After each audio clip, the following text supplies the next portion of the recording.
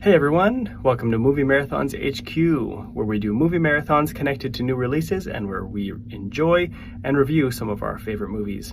This video is part of the Avengers Doomsday Movie Marathon, where we are watching one movie every week as we prepare for the release of Avengers Doomsday in December 2026. Today we are discussing X-Men, released in 2000 and directed by Bryan Singer, who it turns out is a horrible person with a long history of problematic behavior. But this was the first time seeing any X-Men characters in live action, and this was also the biggest movie based on Marvel Comics at that point. We had seen two Marvel movies before, Howard the Duck and Blade, but they were both much smaller. So this was the highest budget and the highest profile and the most well-known team or characters from Marvel. So this was a big one for them. I have reviewed Blade on this channel, so if you have missed those, go back and watch the Blade movie reviews here on Movie Marathons HQ. Overall, this movie is really, really, really good. It took the characters and the world very seriously, and it was very faithful to the comic books. That's not the most important thing, but to me, it's nice when the movies are faithful to the comics. I had this movie on VHS, and my brothers and I watched it over and over and over. I remember thinking that my favorite character in this movie was Toad. But great movie, lots of really cool things to love, and a great launch to movies based on Marvel Comics and the X-Men in general. For positives, I have the introduction to the characters, the introduction to the world, the casting, and the visual effects. For negatives, I do have one element of the plot, and it wouldn't be an X-Men movie review if I didn't complain about the continuity. Spoilers ahead for X-Men, as I'm going to get into some details. So first, the introduction to the characters. In this type of a movie, you're going to have a lot of characters, and sure, we just need to see them and see how they fit and move on, but this movie does a great job introducing the characters. In traditional superhero movies, we have one hero, and we got to see the hero's origin story and kind of see how it works and see how it affects the character. But in this movie, we have several heroes that are already established and a few heroes that are being established, so they kind of have to walk that balance, and I think they do this very well. We get introduced to Eric Lehnsherr. His opening scene of him being a Jewish child in Poland being separated from his parents in World War II is incredible. It starts the movie off with this horrible trauma that he's endured, and that informs the character later on. They do a callback later to the tattoo on his forearm, so you make the connection that this was him. I think it is clear that it's him as an adult later when you see them both controlling metal. But it's such a great introduction to the character. X-Men First Class, the prequel, expands on that scene in an interesting way, but this is when it started off, so it's a great introduction to Eric. We also get introduced to Marie, also known as Rogue, and her power. Later in the movie, we see how she discovers her power when it's used on a mutant, how it absorbs their ability. There's a beautiful scene, or I guess it's a horrific scene, where she takes Logan's healing factor to heal herself, but without saying what she's doing, it's visually very clear what she's doing. So great character introduction to her as well. We also get introduced to Logan, also known as Wolverine. He's portrayed here by Hugh Jackman, of course, who made the role legendary, but as he's introduced, you can tell he's a brawler. He's a bit of a dirty fighter as you see him in that cage match. They have an awesome sound effect of when the other fighter tries to hit him and you hear him clunk against the metal. You see that he's just doing it for the money, and he's a smoker, and he's reckless and dangerous, and it's just a great introduction. And then when Marie tries to hop into his vehicle with him, he just dumps her. He does not care. And she tries to appeal to his humanity, and it doesn't work, but then he second guesses himself because he's a little anti-hero, and then he does help her out. So great introduction to the character of Logan for sure. The next positive I would mention is the introduction to this world. I like that we are introduced to this world through Logan. He's not part of it. He's just been doing his own thing up in Canada, where I'm from. And then he slowly gets introduced to this world of mutants and the powers at play the good and evil and the conflict and how do mutants interact with humanity. As I've discussed on this channel before, I think that Charles Xavier, portrayed by Patrick Stewart, and Eric Lenscher, portrayed by Ian McKellen, have really great worldviews of how mutants and humans should interact. We start to see that here. Of course, this is the first movie. And so Logan, being the character who's introduced to this alongside us, I think works really well. I don't think it works super well to have Logan as the main character, and in this movie it's a bit muddled if he's the main character or if Marie is the main character. But still, the introduction works really well, and you understand how these mutants are functioning in this world. As I mentioned before, it does take the source material seriously, and it takes the world itself seriously. So sure, there are jokes, but it's an introduction that this world is functioning, and we all believe in these things, and there's real stakes present. So I think the introduction to the world of the X-Men works really well in this movie. The next positive is the casting. Almost every casting in this movie is pitch perfect. From Hugh Jackman as Wolverine, which is of course one of the greatest casting decisions of all time, though very unpopular at the time and very unlikely at the time. That really works. The legendary Patrick Stewart as Charles Xavier is incredible. Ian McKellen as Eric Lenscher is really great. Famke Janssen as Jean Grey, I think she works really well. James Marsden as Scott Summers also works well, but he's underwritten in this movie and in the other X-Men movies and kind of wasted, but I think he looks great and he acts great and he has some leadership aspects which we would expect to see from Scott Summers. Even Bruce Davison as Senator Kelly works really well. Rebecca Romijn as Mystique has a really great physicality and confidence to her that you need in the character. Ray Park, as I said, was my favorite character as Toad, and he was the guy for flips and jumps and that kind of thing. So he's not given much to do, but I really like him. Anna Paquin as Marie is also really good. She doesn't nail the accent, to be honest. She's supposed to be super Southern, and Anna Paquin does her best, but she doesn't really get a great job with that accent. Shawn Ashmore plays Bobby Drake as a love interest to Marie, and he's pretty entertaining and in the whole thing. We also have to mention this is the first of many cameo appearances by legendary comics creator Stan Lee. So this is the first time we see him in a cameo in a Marvel movie, and he goes on to play many different cameos in many different movies.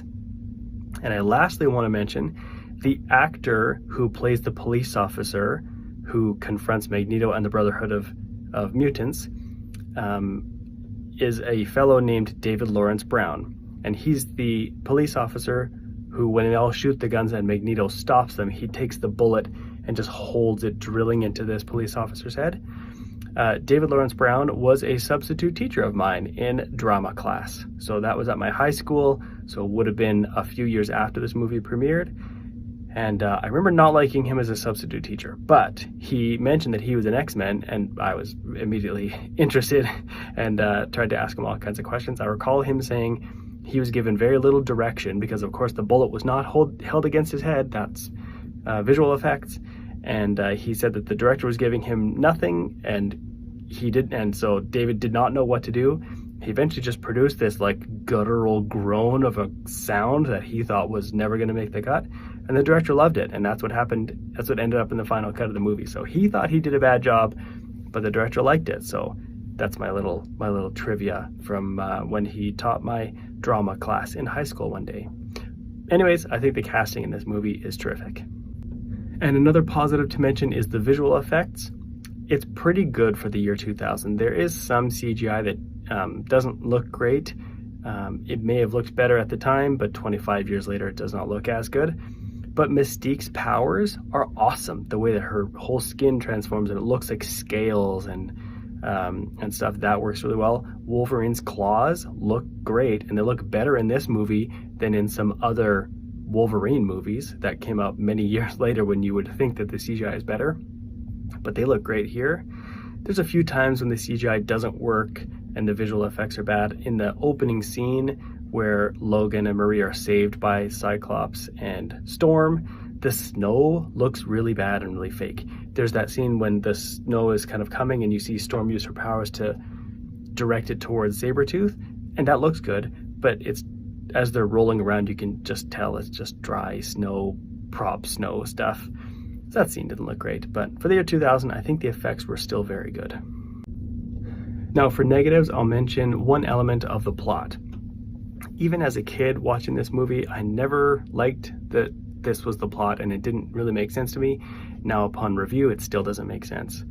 So in the plot, Magneto has created a machine where he stands at the top and uses his power to spin these metal rods really, really quickly. As a result, as they spin really quickly, some nebulous cloud thing extends from that central space, and if it hits any humans, it unlocks their mutant potential. But if the nebulous cloud hits any mutants, it does nothing. I just don't understand how a spinning metal thing is going to create mutants. You just kind of have to accept it. But I remember even watching this as a kid, that made no sense to me and I didn't like it. I do like the element that he needs to put Rogue in there, having stolen his power, so that she's the one who dies. I like how he does that, but I don't like how this power comes from this weird machine. And he doesn't seem to have anybody who's much of a scientist on his team, so I don't know who came up with the science of creating this genetic variation.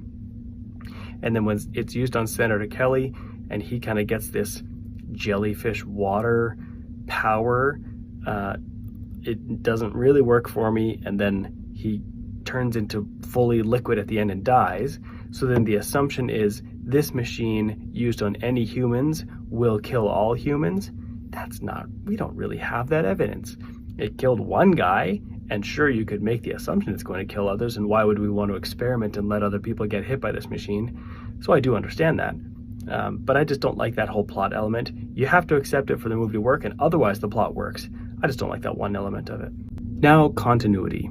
I recognize there has to be a caveat here. This movie, when it was released, was the only movie in the continuity. And since then, they've added many weird points to the continuity of the timeline, including some prequels and sequels and in-between-quels and all kinds of things. So I recognize that any continuity errors in this movie don't really have any significance, but I'm still going to point out the ones that bother me. Professor Xavier says to Logan, "It's been 15 years, hasn't it?" running from place to place, suggesting that his Weapon X experience happened 15 years prior to this movie. It didn't. That continuity is all over the place. It happened way before then. Logan doesn't know who did that to him, but in the other movies and the other prequels, he knows exactly what he signed up for. Professor Xavier mentions that he met Eric when they were 17 years old. That's not true. We find out later they were young adults when they met. There's also the scene when Eric is wearing his Magneto helmet and it blocks the telepathy, and he points to it as if this is the first time he's ever worn it, and Charles is surprised that his telepathy can't get through. In continuity, we see that he got that helmet in the 60s, so that doesn't work either. He does mention that Cyclops, Storm, and Jean were some of his first students, which is true, but they weren't the first class of first students. They were kind of the second class, I guess you could call them. So I know that none of this matters and it's all fake. And the continuity technically doesn't, it starts at this movie. It's just frustrating to me, a person who likes continuity, that when they made prequels, they didn't match things up. I had also mentioned in other X-Men reviews that James McAvoy and Jennifer Lawrence and Michael Fassbender all aged from their characters in Apocalypse to these characters now, and they just look like they put on about 40 years instead of what's supposed to be like 10. So the continuity still does not work, but that's a very small nitpick. Now, how might X-Men connect to Avengers Doomsday? We know that some of the actors in this movie will be reprising their roles in Doomsday. We are going to see Patrick Stewart as Professor X, Ian McKellen as Magneto, James Marsden as Cyclops, and Rebecca Romijn as Mystique. So we are going to see those characters again in Doomsday. I also think that Doomsday is essentially going to be the Avengers, the X-Men, the Fantastic Four, and the Thunderbolts all teaming up in various fashions. I don't know exactly which side who is going to be on. They'll probably punch for a bit and then they're friends. That's probably what it's going to be. Also, there's a connection of this movie to Deadpool and Wolverine. We do see versions of Sabretooth and Toad in that movie. They're portrayed by different actors, so I don't know if the continuity is the same. But we do see them in future movies, so that's how it'll connect to Doomsday. So that's my review of X-Men. What do you think of this movie, and how do you think it may connect to Avengers Doomsday? Make sure to let me know in the comments below.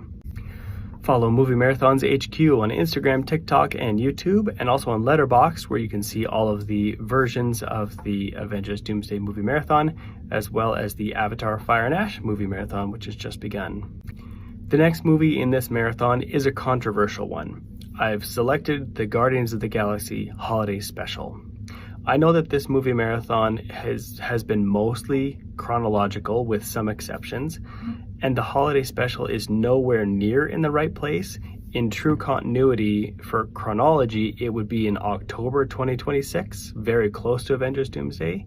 But this is a holiday movie and I want to watch it in December. So I put it in the first week of December just to start off this season with this movie. Sure, you could wait until closer to Christmas or right around Christmas, but I put it here because it's a Christmas movie and that's where I wanted to put it. But you could put it in your own order and watch the holiday special whenever you want. See you at the movies!